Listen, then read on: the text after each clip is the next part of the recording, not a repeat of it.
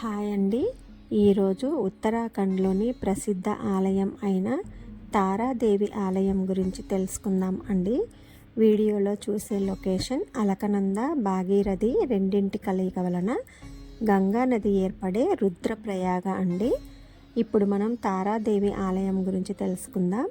తారాదేవి ఆలయం భారతదేశంలోని ఉత్తరాఖండ్లోని గర్వాల్ ప్రాంతంలో శ్రీనగర్ రుద్రప్రయాగ అలకనంద నది ఒడ్డున ఉన్న ప్రఖ్యాత హిందూ దేవాలయం.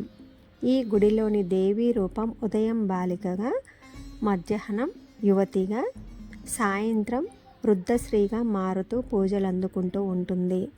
గర్భగుడిలో అమ్మవారు సగం భాగం మాత్రమే ఉంటారు.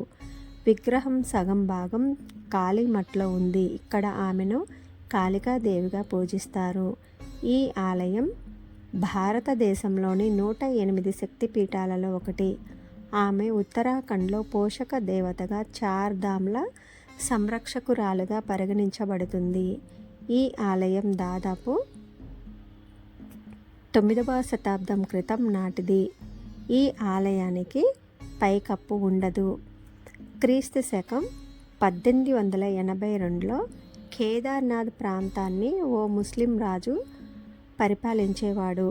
అతను ఆ ప్రదేశాన్ని పూర్తిగా పడగొట్టి మసీదు నిర్మించాలని ప్రయత్నించాడు.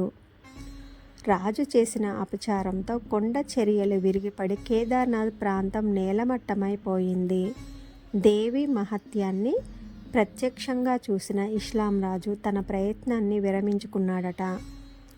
కాళీమఠలో నిజానికి అమ్మవారి మిగతా శరీర భాగం అంటూ ఏమీ ఉండదు. ఆ స్థానంలో ఒక స్త్రీ యంత్రాన్ని పూజిస్తారు. దీనిని ఆదిశంకరాచార్యులు స్థాపించారు. ఈ పీఠానికి ఉత్తర దిశలో కేదార్నాథ్ జ్యోతిర్లింగం ఉంది. కంటెంట్ నచ్చితే మన ఛానల్ సబ్స్క్రైబ్ చేసుకొని వీడియోస్ అన్నీ కూడా లైక్ చేయండి. శ్రీ మాత్రే నమః. ఓం నమః శివాయ.